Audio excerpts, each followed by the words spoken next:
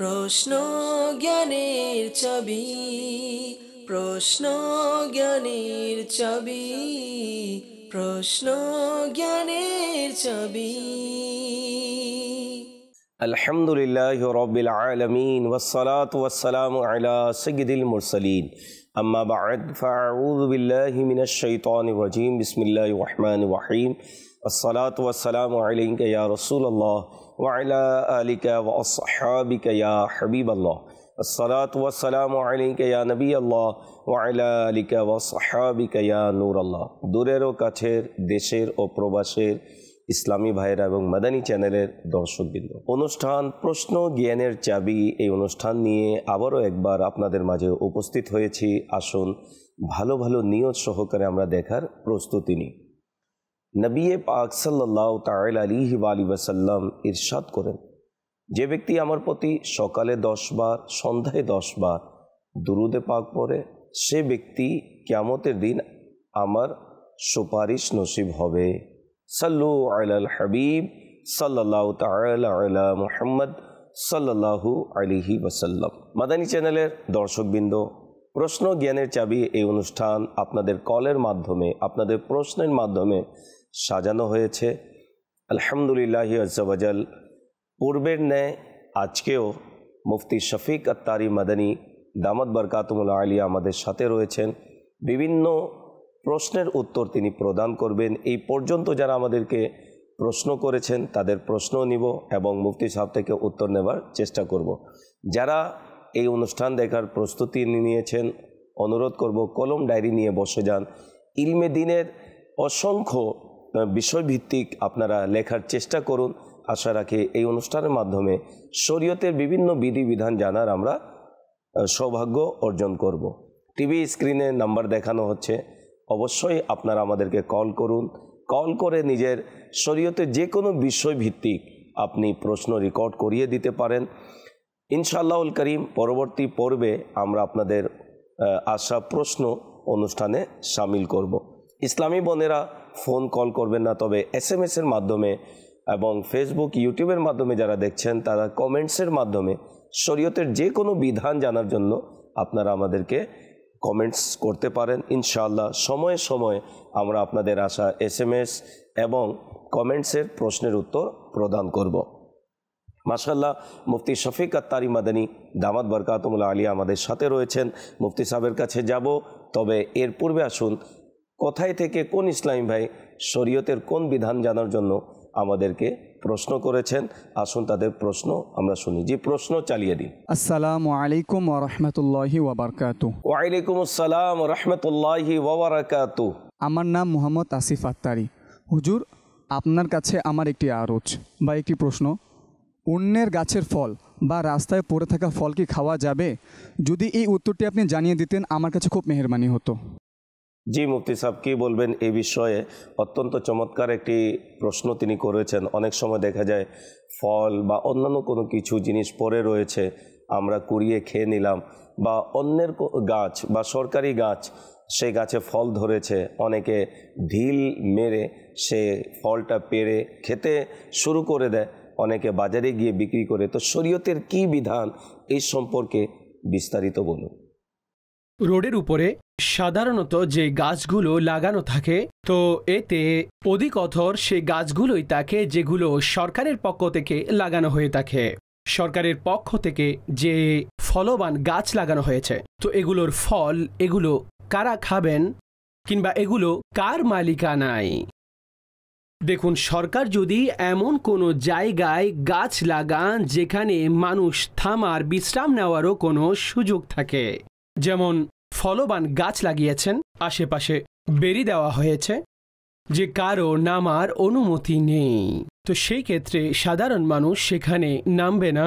আর তারা রাষ্ট্রীয় অর্থাৎ সরকারি মানুষই সেখানে নেমে রাষ্ট্রীয় অর্থাৎ সরকারি বিধিনিষেধ অনুযায়ী তাদের কাজে সেটা ব্যবহার করবেন।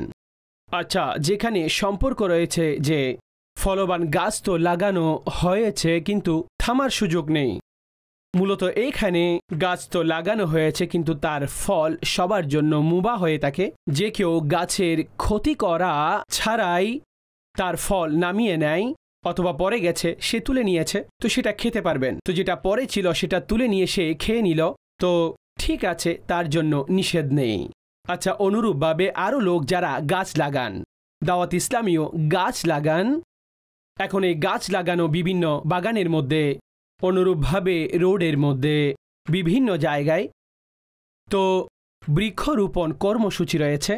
তাদের মধ্যে একটি সংখ্যক এমন রয়েছে যেখানে ফান্ড রয়েছে, তারাও মানুষের কাছে সাহায্য হিসেবে টাকা সংগ্রহ করেন আর তার মাধ্যমে এই বৃক্ষরোপণ করেন, এরপরে এই গাছসমূহ তারা লাগান। তো এইতেও উসুল এইটাই যে যারা দিয়েছেন কোনো নির্ধারিত উদ্দেশ্য নয়, বরং তারা সাধারণ মানুষের উপকারের জন্য। এজন্য যেখানেই লাগানো হয়েছে, যদি কোনো সাধারণ মুসলমান তার ফল নামিয়ে নেয় কিংবা পরে আছে কেউ উঠিয়ে খেয়ে নিয়েছে, তার খাওয়া জায়েজ রয়েছে, কেননা এইখানে এটা মানুষেরই ভালোর জন্য, মানুষের উপকারের জন্য এই গাছ লাগানো হয়েছে, তো এটা খেতে পারবেন। কিন্তু মনে রাখবেন, গাছের ক্ষতি সাধন ব্যতীত এটা করতে হবে। অনেক লোক গাছের অনেক বেশি ক্ষতি সাধন করে, এমন ক্ষতি করে যাতে অতিরিক্ত ফল পাওয়া সেখান থেকে আশা করা যায় না, কিংবা কিছুটা বিলম্ব সেখানে হয়ে যায়, এটার অনুমতি নেই। এই বিষয়গুলো খেয়াল রাখতে হবে। হ্যাঁ, কারো নিজস্ব মালিকানা দিন, সেখানকার ফল আপনি এইভাবে ছিঁড়ে অথবা কিংবা যে সমস্ত ফল নিচে পড়ে গেছে আপনি সেগুলো খেতে পারবেন না, সেই ফল আপনাকে তাকে দিয়ে দিতে হবে। উদাহরণস্বরূপ, কেউ নিজের ঘরের পাশে গাছ লাগিয়েছেন কিংবা কেউ ঘরের দরজায় গাছ লাগিয়েছেন আর তার মালিকানা অর্থাৎ মালিক তিনি নিজেই তার রয়েছেন, সাধারণ মানুষের উপকারের জন্য নয়, তো তার ফল এটা অন্যদের জন্য এটা জায়েজ নেই, সেটা শুধুমাত্র মালিকের জন্যই। হ্যাঁ, মালিক অনুমতি দিয়েছেন কিংবা অনুমতি মালিকের কাছ থেকে নিয়েছেন, সেটি একটি ভিন্ন বিষয়। তো সাধারণত যে গাছ লাগানো হয় সে ব্যাপারে শরীয়তের এই নির্দেশনা রয়েছে, এর উপর আমল করতে থাকুন। মাশাআল্লাহ, মুফতি সাহেব অত্যন্ত সুন্দরভাবে বিস্তারিত উত্তর প্রদান করেছেন। আল্লাহ তাবারাক ওয়া তাআলার ভয় অন্তরে রাখা উচিত। অন্যান্য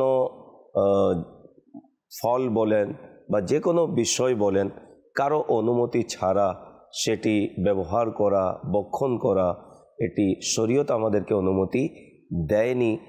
আর আল্লাহ না করুক যদি কিয়ামতের দিন পাকড়াও হয়ে যায়, তাহলে আমাদের কি অবস্থা হবে। আল্লাহ তাআলা এই সকল বিষয় থেকে আমাদেরকে বাঁচার তৌফিক দান করুক। জি, পরবর্তী প্রশ্ন চালিয়ে দিন। আসসালামু আলাইকুম রহমতুল্লাহি ওয়াবারকাতুহ। ওয়ালাইকুম আসসালাম রহমতুল্লাহি ওয়াবারাকাতুহ। জি ভাই। আমার নাম মোহাম্মদ আলভি। কাপড়ে নাপাকি লাগলে বিসমিল্লাহ না বলে কাপড় পবিত্র হয় না, এই সম্পর্কে কিছু বললে অনেক মেহেরবানি হতো। জি মুফতি সাহেব, কী বলবেন এই বিষয়ে? অনেকে আছে যাদের ধারণা হচ্ছে যে অপবিত্র কাপড়কে পবিত্র করার জন্য পানি তো ঢালতেই হবে, তবে বিসমিল্লাহ পাঠ করতে হবে। অনেকে দেখেছি গোসলের সময়ও কালিমা তাইয়্যিবাও পাঠ করে থাকে, এই ধারণায় যে আমি পানি দিয়ে পবিত্র তো হচ্ছি, তবে কালিমা তাইয়্যিবা যদি পড়ি তাহলে পরিপূর্ণ পবিত্র হব। তো শরীয়তের কি বিধান এই সম্পর্কে একটু বিস্তারিত বলুন। কাপড় যদি দুর্গন্ধ হয়ে যায় কিংবা নাপাক হয়ে যায়, তো সেই নাপাক কাপড়কে পাক করার জন্য যে শরঈ পদ্ধতি রয়েছে সেটা এখতিয়ার করুন। এখন শরঈ পদ্ধতি হয়তো কাপড়কে এই পদ্ধতিতে আপনি পাক করেছেন যে 3 বার ধুয়ে নিয়েছেন, মোচড়ানো হয়েছে, প্রত্যেকবার এমনভাবে করেছেন অতিরিক্ত কিছু প্রবাহিত হয়নি, তো এইভাবে আপনি 3য় বার করার পরে তো কাপড় পাক হয়ে গেছে। দ্বিতীয়ত সাধারণ যে পদ্ধতি রয়েছে, যে আমাদের এখানে যেমন নল চালিয়ে দিলেন, যেটাকে প্রবাহিত পানি বলা হয়, সেটাকে নল চালিয়ে দিলেন, পানি চলমান রয়েছে, তার নিচে কাপড় রেখেছেন, ভালোভাবে কাপড়কে ধুয়ে নিলেন, যে একটি অখাট্য ধারণার জন্য গালিব যে অপবিত্রতা দূর হয়েছে, অপবিত্রতা চলে গেছে। এখন যদি অপবিত্রতা প্রকাশ্যভাবে সেটা দেখা যায়, তো যেটাকে নাজাসাতে মারইয়া বলা হয়, তো ইজালায়ে নাজাসাত হয়েছে, নাজাসাত চলে গেছে, তো কাপড় পাক। আর যেখানে সাধারণভাবে গায়রে মারিয়া, যেটা প্রকাশ্যে শুকিয়ে যাওয়ার পরে যেটা দেখা যায় না, তো সেটাকে প্রকাশ্যে এতক্ষণ পর্যন্ত তার নিচে রাখুন, যে অখাট্য ধারণা হয় যে পানি নাজাসাতকে পবিত্র করে দিয়েছে, তো সেই কাপড় পাক হয়ে গেল। কাপড়কে পাক করার এটা কোনো পদ্ধতি নয় যে কালিমা পড়বেন কিংবা বিসমিল্লাহ পড়বেন তখন কাপড় পাক হবে, না হলে একেবারে কাপড় পাক হবে না, এটা একেবারে ভুল ধারণা। বরং নাজাসাত সামনে রয়েছে, নাজাসাত হওয়ার সময় এমন জায়গা কিংবা এমন দুর্গন্ধ হয়, স্মেল রয়েছে কিংবা বাথরুম রয়েছে, তো সেখানে তো আল্লাহর জিকিরে নিষেধ রয়েছে, আপনি সেখানে আল্লাহর স্মরণ এমনিতেই করবেন না। তো এই জন্য এই কল্পনা যে নাপাক থেকে পাক হওয়ার জন্য কাপড়ের উপর কালিমা পড়তে হবে, বিসমিল্লাহ পড়তে হবে, এটা একেবারে ভুল। এটা মন গড়া বিষয়। এটা মানুষের মধ্যে যেটা প্রসিদ্ধ রয়েছে, তো এটা তাদের ভুল ধারণা। পাক করার যে পদ্ধতি রয়েছে তার উপর যদি আমল করে নেন তো কাপড় পাক হয়ে যাবে। আর যদি তার উপর আমল না করেন তাহলে যত ইচ্ছা কালিমা পড়ে নিন কিংবা যত ইচ্ছা দরুদ পাঠ করুন, বিসমিল্লাহ পড়ুন, কাপড় পাক হবে না। মাশাআল্লাহ, অত্যন্ত সুন্দরভাবে মুফতি সাহেব উত্তর প্রদান করেছেন। অনুরোধ করব যারা এই অনুষ্ঠান দেখছেন, আলহামদুলিল্লাহ আজ্জা ওয়া জাল দাওয়াতে ইসলামীর প্রতিষ্ঠাতা হযরত আল্লামা মাওলানা আবু বিলাল মোহাম্মদ ইলিয়াস আতার কাদরি দামাত বরকাতুমুল্লাহ আলিয়ার কর্তৃক লিখিত একটি পুস্তিকা, যার নাম হচ্ছে কাপড় পবিত্র করার পদ্ধতি। তো এই বিষয়টি সম্পর্কে অত্যন্ত চমৎকার আমির আহলে সুন্নাত তিনি রিসালাটি লিখেছেন। অবশ্যই আপনারা এই রিসালাটি অধ্যয়ন করুন। আশা রাখি পবিত্রতা সম্পর্কে নিজের কাপড়, নিজের বিছানা, অন্যান্য জিনিস যা অপবিত্র হয়ে যায় কিভাবে পবিত্র করবেন তার পদ্ধতি এই পুস্তিকার মধ্যে লেখা হয়েছে। আশা রাখি অসংখ্য এই বিষয়ে ইলমে দ্বীন আমরা অর্জন করতে পারবো। জি, পরবর্তী প্রশ্ন চালিয়ে দিন। আসসালামু আলাইকুম রহমতুল্লাহি ওয়া বারাকাতুহু। ওয়ালাইকুম আসসালাম রহমতুল্লাহি ওয়া বারাকাতুহু। আমি মোহাম্মদ আরিফ আত্তারি। হুজুরের কাছে আমার একটি প্রশ্ন, মহিলারা কি তাবলিগ করতে পারবে? জি মুফতি সাহেব, কি বলবেন এই বিষয়ে?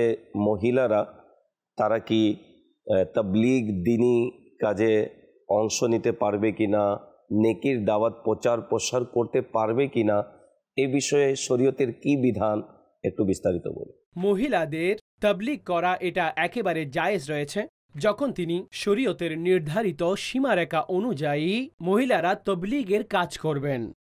অর্থাৎ মহিলা যদি মহিলাদেরকে তাবলিগ করেন, অর্থাৎ তাদেরকে দ্বীনের শিক্ষা দেন কিংবা তাদের মধ্যে ওয়াজ নসিহত বর্ণনা করেন, তো এটা একেবারে জায়েজ যখন তারা এই বিষয়ে যোগ্যতা রাখেন, যারা এগুলোর আমলকারী হন।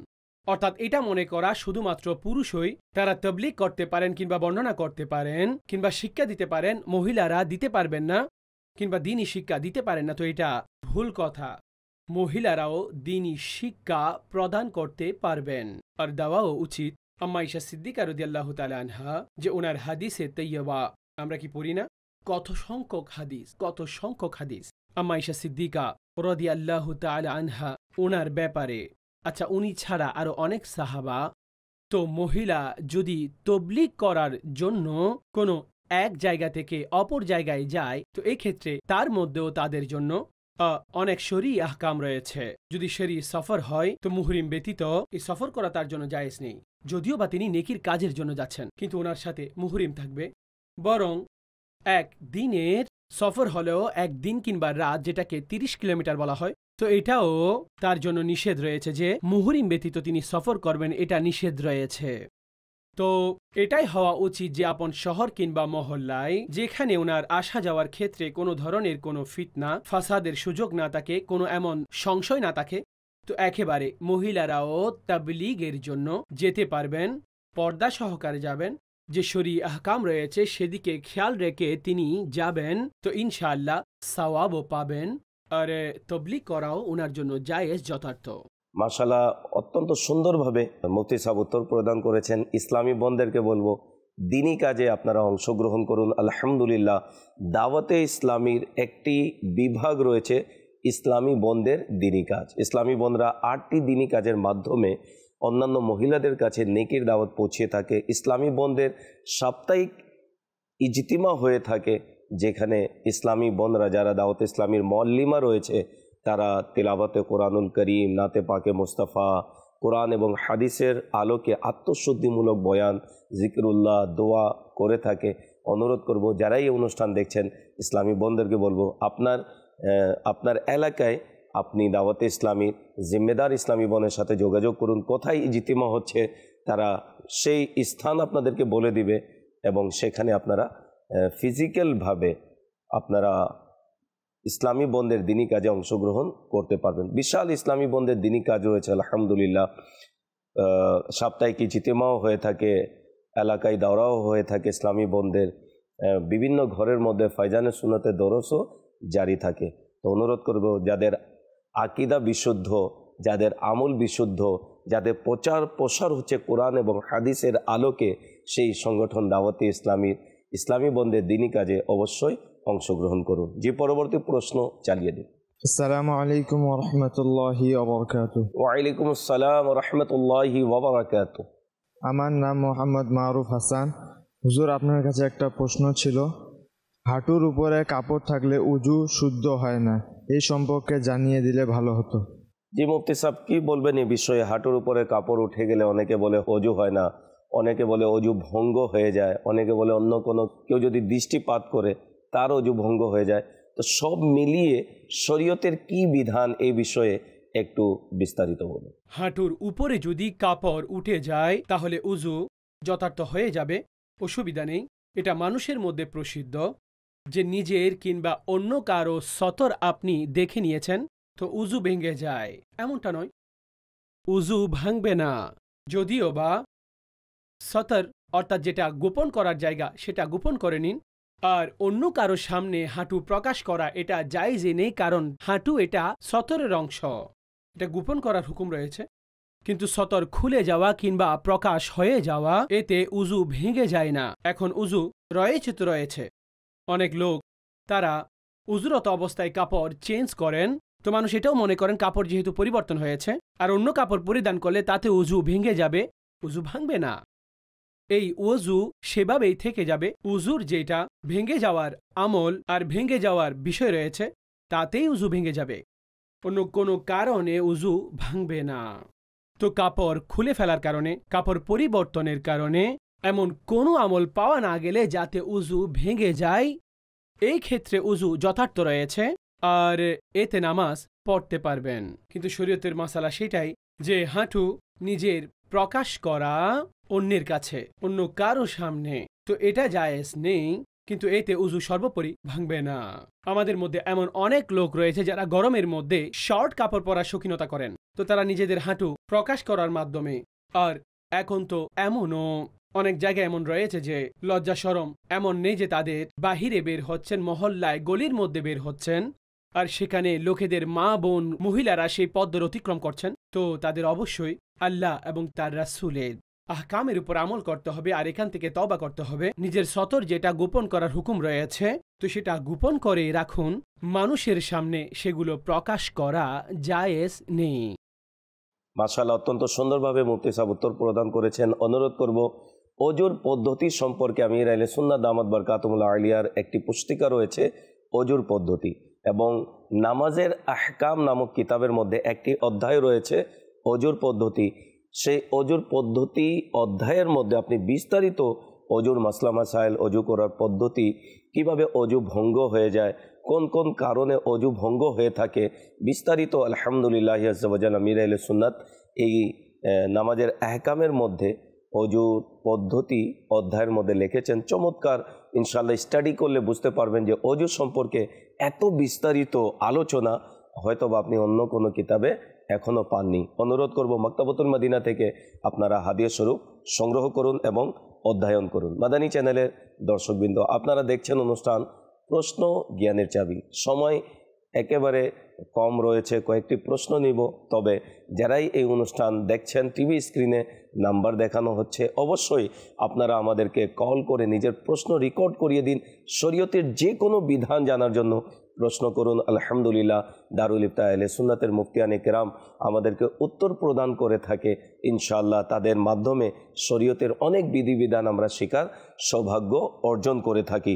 এবং যারা এই অনুষ্ঠান দেখছেন, আপনারা চাইলে আমাদেরকে SMS-ও করতে পারেন। ফেসবুক, ইউটিউবের মাধ্যমে যারা দেখছেন, কমেন্টসের মাধ্যমে আপনারা প্রশ্ন করতে পারেন। সময়ে সময়ে আমরা বিভিন্ন পর্বে আপনাদের আসা প্রশ্ন অনুষ্ঠানে শামিল করব ইনশাআল্লাহুল করিম। কয়েকটি প্রশ্ন রয়েছে, প্রশ্ন নিব এবং মুফতি সাহেব থেকে উত্তর নিব, এরপরে ইনশাআল্লাহ আপনাদের থেকে বিদায় নেওয়ার চেষ্টা করব। যে প্রশ্ন চালিয়ে দিন। আসসালামু আলাইকুম ওয়া রাহমাতুল্লাহি ওয়া বারাকাতুহু। ওয়ালাইকুম আসসালাম ওয়া রাহমাতুল্লাহি ওয়া বারাকাতুহু। আমার নাম মোহাম্মদ মারুফ হাসান। হুজুর, একটি প্রশ্ন ছিল, মৃত ব্যক্তির জানাজার নামাজের মাইকিং করা যাবে কিনা এই সম্পর্কে জানিয়ে দিলে ভালো হতো। জি মুফতি সাহেব কি বলবেন এ বিষয়ে একটু বিস্তারিত বলুন। জি হ্যাঁ, অবশ্যই। মাইকের মধ্যে, লাউড স্পিকারের মধ্যে সাধারণ যখন নামাজ হচ্ছে, তো জানাজার নামাজও লাউড স্পিকারে একেবারে হতে পারে, তাতে কোনো নিষেধাজ্ঞা নেই। তো বর্তমান যুগে, বরং আজ থেকে আগেও এমন অনেক সৈয়দ এবং আকাবিরিন আর মুফতিয়ানে কেরামের অনেক বড় একটি দল যে লাউড স্পিকারের জায়েজের ক্ষেত্রে ফতোয়া দিয়েছেন, যে এর মধ্যে যে আওয়াজ আসবে সেটা অবশ্যই ইমামের আওয়াজই হবে। তো এতে একেবারে নামাজ হয়ে যাবে, কোনো ধরনের কোনো নিষেধাজ্ঞার বিষয় এখানে নেই। তো যখন নামাজ পড়ছেন, তারাবি পড়ছেন, আর জানাজার নামাজও যদি লাউড স্পিকারে পড়ানো হয়, তো একেবারে হয়ে যাবে, কোনো ধরনের নিষেধাজ্ঞা নেই। হ্যাঁ, অবশ্যই লাউড স্পিকার ততটুকু ব্যবহার করবেন যতটুকু প্রয়োজন রয়েছে। যেমন নামাজের মধ্যে প্রয়োজন রয়েছে, ঠিক আছে নামাজে চালান, যে নামাজ সমূহের মধ্যে প্রয়োজন নেই সেই নামাজে চালাবেন না। এখন জানাজার মধ্যে প্রয়োজন হলে ঠিক আছে জানাজার মধ্যে চালান, আর যদি প্রয়োজন না হয় তাহলে লাউড স্পিকার চালাবেন না। কিন্তু প্রকাশ থাকে জানাজার নামাজে বেশিরভাগ ক্ষেত্রে মানুষের সংখ্যা অধিকতর হয়ে যায়, আর সাধারণ নামাজের চাইতেও বেশি জানাজার মধ্যে মানুষ বেশি চলে আসে। তো চালানোর ক্ষেত্রে আর এভাবে লাউড স্পিকার লাগিয়ে ব্যবস্থা করার মধ্যেও আর অনেক বড় বড় জানাজা হয়ে থাকে, আকাবিরিনদের হয়, উলামায়ে কেরামদের হয়, দ্বীনি লোকদের কিংবা দুনিয়াবি ব্যক্তিবর্গের শাখসিয়াতের, তো সেখানে মানুষেরা লাউড স্পিকার এই ধরনের ব্যবস্থা করে থাকেন। তো অসুবিধা নেই, জানাজার নামাজ তাতে পড়তে পারবেন, আর সেটা হয়েও যাবে। মৃত ব্যক্তি সম্পর্কে এলান করা যাবে কিনা মাইকে বিস্তারিত মুফতি সাহেব উত্তর প্রদান করেছেন। মৃত ব্যক্তির গোসল, কাফন, দাফন বিষয়ে একটি পুস্তিকা রয়েছে, কাফন দাফনের পদ্ধতি। আলহামদুলিল্লাহ আযজা ওয়া জাল্লা মির আহলে সুন্নাত দামাত বারকাতুহুল আলিয়া নামাজের আহকামের মধ্যে একটি অধ্যায় এই বিষয়ে লিখেছেন। আশা রাখি এটি যদি আমরা অধ্যয়ন করি এই সম্পর্কে অনেক কিছু আমরা জানতে পারবো। তারপরে আমাদের আল মাদিনাতুল ইলমিয়ার পক্ষ থেকে মাকতাবাতুল মাদিনার প্রকাশনা একটি কিতাব কাফন দাফন এর পদ্ধতি, অত্যন্ত চমৎকার একটি কিতাব, এই বিষয়ে লেখা হয়েছে। আশা রাখি আপনারা এই কিতাবটি মাকতাবাতুল মাদিনা থেকে হাদিয়া স্বরূপ সংগ্রহ করুন এবং এটি অবশ্যই নিজের স্টাডিতে রাখুন। জি, পরবর্তী প্রশ্ন চালিয়ে দিন। আসসালামু আলাইকুম রহমতুল্লাহি ওয়া বারাকাতুহু। ওয়ালাইকুম আসসালাম রহমতুল্লাহি ওয়া বারাকাতুহু। আমি মোহাম্মদ আরিফ আত্তারি। হুজুরের কাছে আমার একটি প্রশ্ন, জানাজার নামাজে যদি কোনো ব্যক্তি অজাল্লা সানাওকা বলতে ভুলে যায়, তাহলে কি তার জানাজার নামাজ হবে কি না সে সম্পর্কে জানিয়ে দিলে খুশি হব। জি মুফতি সাহেব কি বলবেন, আমার ভাই যে প্রশ্ন করেছে শরীয়তের কি বিধান একটু বিস্তারিত বলুন। জানাজার নামাজে যদি সানা পড়ার সময় কেউ ওয়াজাল্লা সানাউকা এটা না পড়েন, কিংবা সেই সানা পড়েছেন যেটা নামাজে পড়া হয়, সুবহানাকাল্লাহুম্মা ওয়া বিহামদিকা, এটা যে সাধারণ নামাজের মধ্যে পড়া হয়, তো এটাই যদি কেউ জানাজার নামাজের মধ্যেও পড়ে নেন, তো তার নামাজ জানাজার নামাজ হয়ে যাবে, এতে কোনো অসুবিধা নেই। যদিও বা জানাজার নামাজের মধ্যে এই শব্দ ওয়াজাল্লা সানাউকা অতিরিক্ত বাড়ানো হয়ে থাকে, যদি কেউ যুক্তও না করেন তাহলেও জানাজার নামাজ হয়ে যাবে, এটা বলা হবে না যে তার জানাজার নামাজ পরিপূর্ণ হয়নি। জানাজার নামাজের মধ্যে যে বেসিক বিষয় রয়েছে সেটা হচ্ছে কিয়াম আর তাকবিরাত, এগুলো রুকন, এগুলো ফরজ, এগুলোর মধ্যে কোনো কমতি হলে তো নামাজ তার হবে না। অর্থাৎ তাকবীর কেউ 3টা পড়ে নিল, 3 বার বলল, তো জানাজার নামাজ হবে না। আর এখন দ্বিতীয় যে বিষয় রয়েছে সানা পড়া, দরুদে পাক এবং দোয়া, এগুলো সুন্নতে মুবারকা, এগুলো পড়া উচিত একেবারে। যেটা সানা রয়েছে সেটাও এবং দরুদ সেটাও, আর দোয়া যেটা সাধারণ ক্ষেত্রে রেওয়ায়েতে মজুদ রয়েছে, কিন্তু সানা যেটা নামাজের সানা রয়েছে সেটাও পড়লে তাহলে সুন্নত আদায় হয়ে যাবে। দরুদে ইব্রাহিমি এটাও পড়লে সুন্নত আদায় হয়ে যাবে। আর দোয়া যেটা প্রসিদ্ধ দোয়া রয়েছে, আর যে কোনো মৃত ব্যক্তি আল্লাহুম্মা গফির লি হাইয়িনা ওয়া মাইয়িতিনা ওয়া শাহিদিনা, এই দোয়া পাঠ করলে তো জানাজার নামাজ তার আদায় হয়ে যাবে, কিন্তু অধিক সওয়াব তার মধ্যে রয়েছে। যেই দোয়া যেই জায়গার জন্য সেটা সেখানে পাঠ করা হবে, বালিগের জন্য যেটা দোয়া সেটা সেখানে পাঠ করা হবে, নাবালিগের জন্য যে দোয়া সেটা সেখানে পাঠ করা হবে। এখন যদি কেউ দোয়া না পারেন, মুখস্থই নেই, তো এটাও অনেক সময় অনেক বড় প্রশ্ন হয়ে যায়। দোয়া মুখস্থই নেই, জানাজা তো ফরজে কিফায়া, আর কখনো কখনো তো একেবারে আপন মা বাবার কিংবা নিজের সন্তানদের কিন্তু সে দোয়াই পারে না, তো এটা চিন্তা করার মতো বিষয়। কিন্তু যদি দোয়া না পারেন তাহলে সেটা মুখস্থ করুন। যদি আপনি দোয়া না পারেন তাহলে তার জায়গায় কি পাঠ করবেন? তো যে কোনো দোয়ায়ে মাসুরা, কোরআন হাদিস সংক্রান্ত দোয়া, রব্বানা আতিনা ফিদ দুনিয়া হাসানা অথবা রব্বানা গফিরলি ওয়ালিওয়ালিদাইয়া এই দোয়াটি কিংবা সূরা ফাতিহাও দোয়ার নিয়তে পড়তে পারবেন। কুরআনের কিরাতের নিয়তে পড়া জায়েজ নেই, দোয়ার নিয়তে সূরা ফাতিহাও পড়তে পারবেন। মাশাআল্লাহ, মাদানী চ্যানেলের দর্শকবৃন্দ, আমরা এই পর্যন্ত বিভিন্ন প্রশ্নের উত্তর মুফতি শফিক আত্তারি মাদানী দামাত বরকাতুহুল আলিয়া থেকে নিয়েছি। আশা রাখি আজকের এই পর্বের মাধ্যমে অনেক কিছু আমরা শিখতে এবং জানতে পেরেছি। আল্লাহ তাবারাক ওয়া তাআলা মুফতি সাহেবের হায়াতে বরকত দান করুক। পাশাপাশি যারাই আমাদেরকে প্রশ্ন করেছেন আর প্রশ্ন করে আমাদেরকে উৎসাহিত করেছেন, আল্লাহ তাবারাক ওয়া তাআলা প্রত্যেকের খেদমতকে, প্রত্যেকের এই প্রচেষ্টাকে কবুল করুক এবং নাজাতের ওসিলা বানিয়ে দিক। সময় হয়েছে বিদায় নেবার, পরবর্তী অনুষ্ঠান দেখার আমন্ত্রণ জানিয়ে বিদায় নিচ্ছি। সাল্লু আলাল হাবিব সাল্লাল্লাহু তাআলা আলা মুহাম্মদ সাল্লাল্লাহু আলাইহি ওয়াসাল্লাম। প্রশ্ন জ্ঞানের চাবি, প্রশ্ন জ্ঞানের চাবি, প্রশ্ন জ্ঞানের চাবি।